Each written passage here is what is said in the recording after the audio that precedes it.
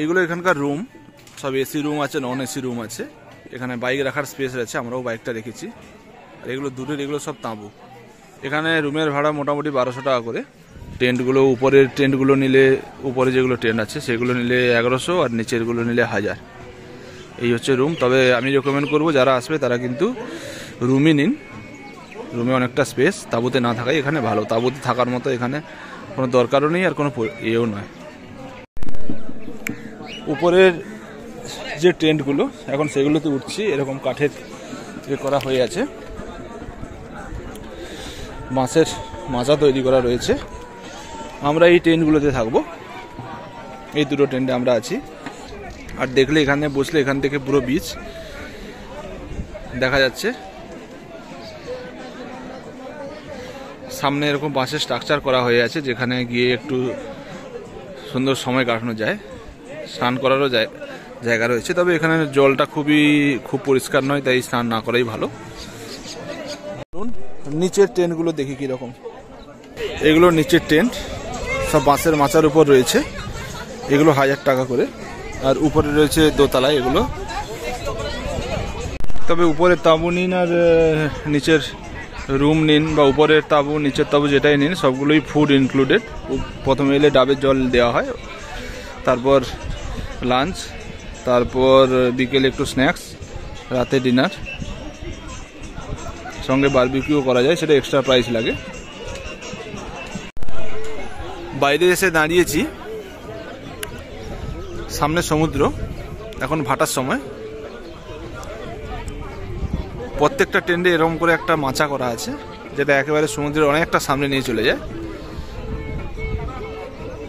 দূরে যারা ঘুরতে এসছেন তারা স্নান করছেন, দুপুরে খাওয়া দাওয়া করে নিয়েছে সব। একদিন সময় কাটানোর জন্য ভালো জায়গা। তবে টেন্টে খুব ইচ্ছে না থাকলে টেন্টে না থাকাই ভালো। চন্দীপন, কিছু বলো।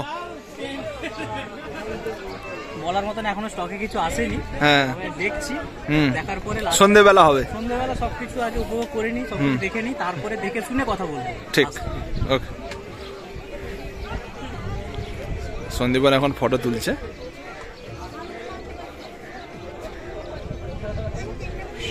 মৌসুমী বিচের শেষ প্রান্তে এসেছি।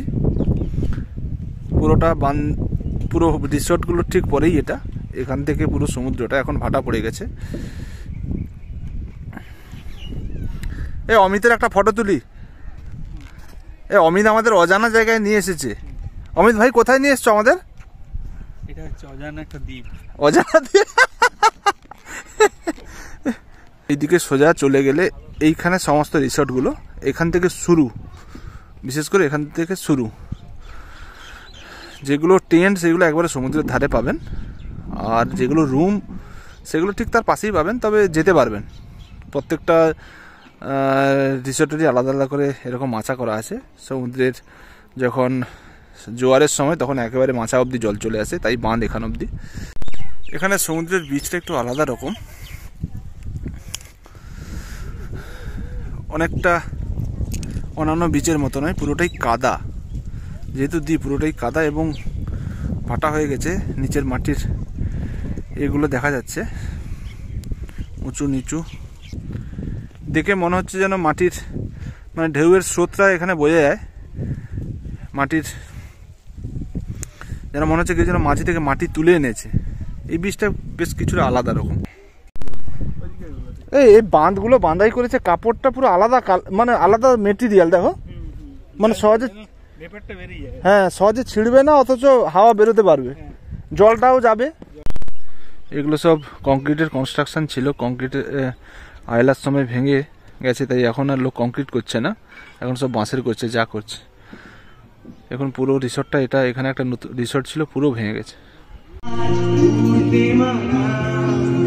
অমিত, এই অমিত,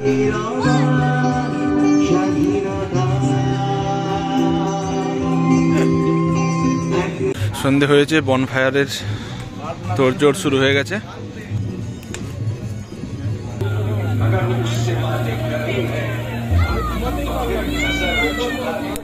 কি হচ্ছে এটা? বনফায়ার। বনফায়ার আমাদের আছে নাকি? হবে নাকি আমাদের? হ্যাঁ অমিত কোথায়? মুরগি পোড়ানো হচ্ছে। আমরা কি মুরগি পোড়ানোতে আছি? হ্যাঁ ওরা মুরগি গন্ধে চারটি পুরো হয়ে গেছে, তাই খিদে পেয়ে গেছে। হ্যাঁ মুরগি পোড়া খাবো। বলতে বলতে বনফায়ার শুরু হয়ে গেছে।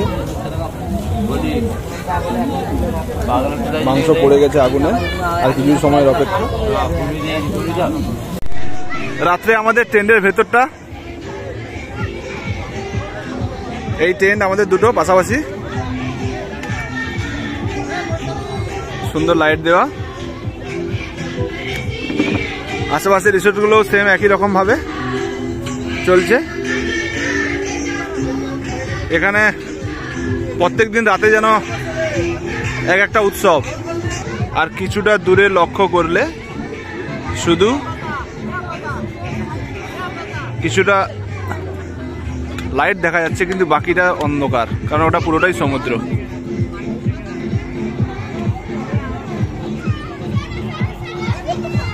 চলছে বনফায়ার চলছে। সব চিকেনের পিস পড়ে গেছে। এখানে প্রাইস আছে 1 কেজি 450 টাকা। তবে এরা অনেকটা সময় ধরে করে এবং এদের টেকনিকও আলাদা রকম আছে। কিছুটা রোস্ট হয়ে যাওয়ার পর এটা জল দেয় যাতে ধোঁয়াটা উঠতে পারে এবং সেই ধোঁয়ার ফ্লেভারটা যাতে মাংসে থাকে।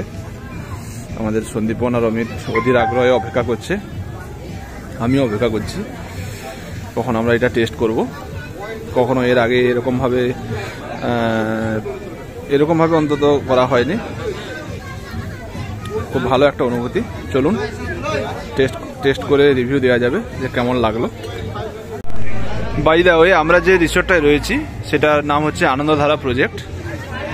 এখানে এই সব রিসোর্টগুলোর মধ্যে এই রিসোর্টেই দেখছি সব থেকে বেশি ভিড়। কারণ হচ্ছে এখানে সব রকম পরিবেশ আছে। যারা বন্ধু বান্ধব নিয়ে এসছেন তারা তাদের মতো এনজয় করছেন। আর কটেজগুলো এখানে সুন্দর, টেন্টগুলো পরিষ্কার পরিচ্ছন্ন এবং যে দূরের যে রুমগুলো যেগুলো আছে সেগুলো সুন্দর, রীতিমতোই সুন্দর, পরিষ্কার পরিচ্ছন্ন, অ্যাটাচ বাথরুম। তবে আমি রেকমেন্ড করব যারা এখানে আসবেন তারা রুমই নেবেন, টেন্ট নেবেন না। রুমেই ভালো, কারণ অ্যাটাচ বাথরুম রয়েছে, সেখানে বাথরুমেরও সমস্যা থাকে না।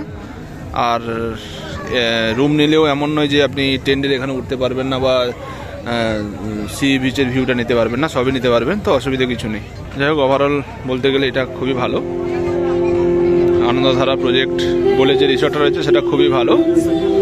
এখন চলুন, রোস্ট ফ্রাই হয়ে এসছে, আমরা টেস্ট করি, তারপর রিভিউ নেওয়া যাবে।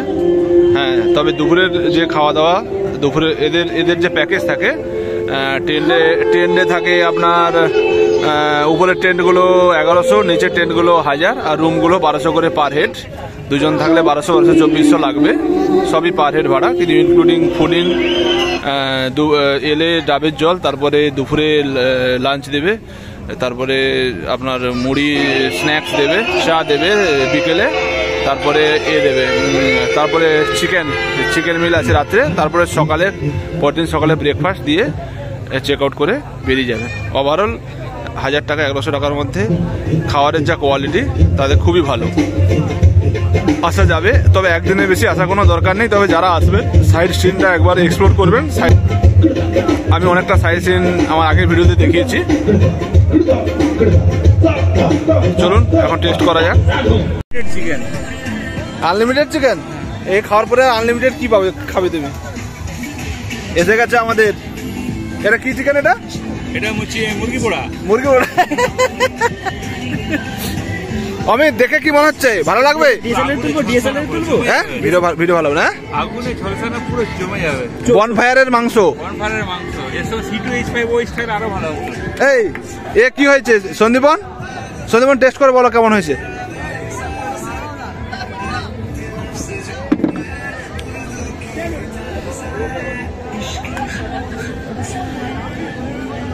সেদ্ধ হয়েছে? লেবু দিয়েছে এর সঙ্গে? লেবু দিয়েছে? লেবু ছিল ওখানে। এই আমি টেস্ট করে বলো। হ্যাঁ বৌদি, দারুণ টেস্ট। হ্যাঁ, দিয়ে সৌরভকে পাঠাবো। বলো চিয়ার্স।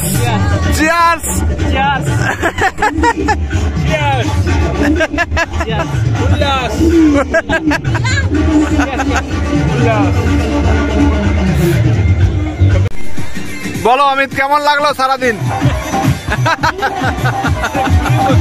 হ্যাঁ, এটা ঘুরিয়ে প্রশ্ন করছে। হ্যাঁ, এই বলো কেমন লাগলো? ভালো লেগেছে। বারবিকিউ চিকেনটা? চিকেন ঠিক ছিল। আচ্ছা, আর এরপর তো বাকি খাবারটা, ডিনারটা বাকি আছে। হ্যাঁ, তারপরে রিভিউটা পরে দিচ্ছি। আর এ বলো কি বলে লাঞ্চ? লাঞ্চ ঠিক ছিল, কিন্তু একটু অয়েলি লেগেছে সব জিনিসগুলো। হ্যাঁ, আর পরিমাণ তো সব সাফিসিয়েন্ট ছিল। আর এটা স্ন্যাক্স যেটা দিয়েছে, স্ন্যাক্সটা একটু দেরি করে দিয়েছে, কিন্তু অ্যাভেলেবেল ছিল। অমিত, বারবিকিউ চিকেন কেমন লেগেছে? ভালো লেগেছে, দারুণ লেগেছে। হ্যাঁ, মুরগি পোড়াটা ভালো লেগেছে। আর তুমি কি সবাইকে রেকমেন্ড করছো হ্যাঁ, ভালো লেগেছে। এই রিসোর্টটায় আসার? একদম দোতলায়, মানে দোতলার মাথায় নিতে হবে। দোতলা মাচা নিতে হবে। আর যদি কেউ ফ্যামিলি নিয়ে আসে, সে কি রুম নেবে না এটা নেবে? ফ্যামিলি নিলে রুম নিতে পারে, এটাও নিতে পারে। নিতে পারে। আর এখানে সমুদ্রে কি চান করা যায়? না, একদম না। একদম চান করা যায় না। হ্যাঁ, লেগ পিস হ্যাঁ। আচ্ছা, কদিনের ট্যুর করতে হবে এটা হচ্ছে? এখানে ম্যাক্সিমাম 2 দিন। তা ফার্স্ট দিন কি করবে? করবে। আসতেই কেটে যাবে। আর সেকেন্ড দিনটা এনজয় করবে। ঠিক আছে। এটা হচ্ছে ট্রেনের ভেতরটা। সকালে এই জায়গাটায় এসছিলাম, এখন রাতে এসছি। ওই দূরে আমাদের রিসর্ট। এটা দেখার ইচ্ছে ছিল যে এখানে দুটো জগৎ চলছে। একটা সমুদ্রের পাশে কোলাহল, কলকাতা অথবা তার সংলগ্ন এলাকা থেকে লোকেরা যারা এখানে ছুটি কাটাতে মজা করতে এসছে। এদিকে সমুদ্র বরাবর এখানেও বেশ কিছু রিসর্ট রয়েছে। পুরো কোস্ট লাইনটা পুরোটাই রিসর্ট। আর তার পাশে জনবসতি রয়েছে। সেখানে দৈনন্দিন জীবনযাপন যেরকম হয় সেরকমই চলছে। কিন্তু এই যে জাঁকজমক জীবনযাপনের কিছুটা প্রভাব তাদের উপরে লক্ষ্য করা যাচ্ছে। যাই হোক, এখানে জীবিকার পথ খুলে গেছে। সময় বলবে, দেখা যাবে পরকে পর কি হয় এলাকাটা। কারণ সমুদ্রের পাশে অথবা রিসর্টের জায়গা তো এরকমই হবে, কিন্তু তার প্রভাব তো কিছুটা এলাকাতে থাকেই।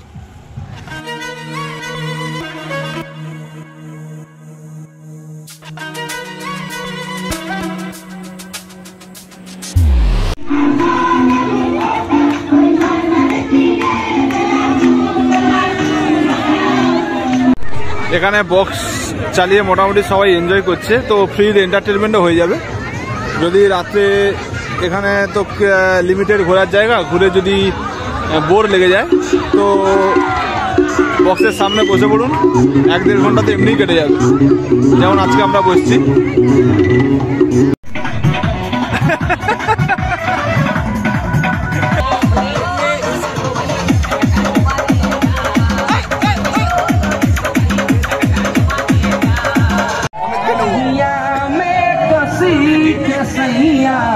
मारे लो कचकोरिया में कसी के सैया मारे लो कचकोर।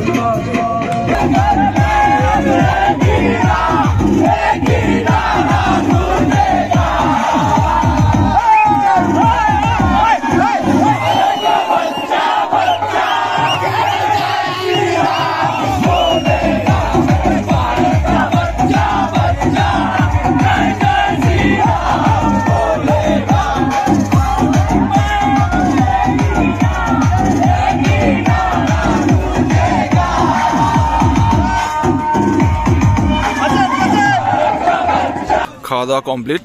যারা গ্রুপে এসছে তারা একসঙ্গে গান গাইছে নিজেদের মতো করে। ওভারঅল আজকের দিনটা ভালোই কাটলো। সারাদিন কি করলে কেমন লাগলো, কি ব্যাপারটা বলো। সারাদিন তো সকাল থেকে সন্ধে পর্যন্ত খাওয়া দাওয়া, ঘোরা, সাথে এই পাশের এলাকাটা পুরোটা ঘোরা হলো। বলো আনন্দধারা প্রজেক্টটা কিরকম, আসার জন্য রেকমেন্ড করছো কি করছো না? আনন্দধারা প্রজেক্টটা মিলিয়ে মিশে সবকিছুই ঠিকঠাকই আছে। এখানে যে টেন্ট ফেন্ট গুলো আছে, যারা বাইরে থেকে এসছে আজ, মানে নদিয়ার একটা গ্রুপ এসছে 41 জনের, তো ওরাই তো পুরো মাতিয়ে নাচে গানে পুরো একদম ভরিয়ে তুলেছে, এখনো চলছে, শোনা যাচ্ছে নিশ্চয়ই। বলো অমিত, বলো কি তোমার রিয়াকশন বলো এই আনন্দধারা প্রজেক্টে? ঠিকই আছে, ফ্যামিলি নিয়ে এলেও থাকা যেতে পারে, কিন্তু ওই সবসময় উপরে টেন্টটা নিতে হবে, উপরে দোতলা। বৌদি টেন্ট ফ্যামিলির জন্য নয় তো, টেন্টের প্রবলেম হচ্ছে যে তুমি ভালো, কিন্তু এটা টেন্ট হলে বন্ধু বান্ধব নিয়ে সবাই মিলে বাথরুমটা অসুবিধা হয় টেন্ট। হ্যাঁ, বাথরুমে আজকে বেসিক্যালি আমরা অমিতের সঙ্গেই এসেছি, উদ্যোগে, ওরই উদ্যোগে, ওরই পরিচালনায়, ওরই পছন্দে, ওরই পথ প্রদর্শনায়। হ্যাঁ তাই তো।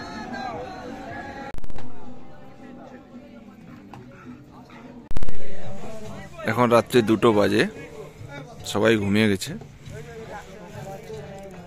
এখানে একটা ব্যাচ ছেলেরা এখনো অবধি গান করছে আর সবাই ঘুমোচ্ছে। এদের দেখলেই বোঝা যায়, লোকে যে বলে না শখের দাম লাখ টাকা, কথাটা দেখলেই মনে হয় সত্যি।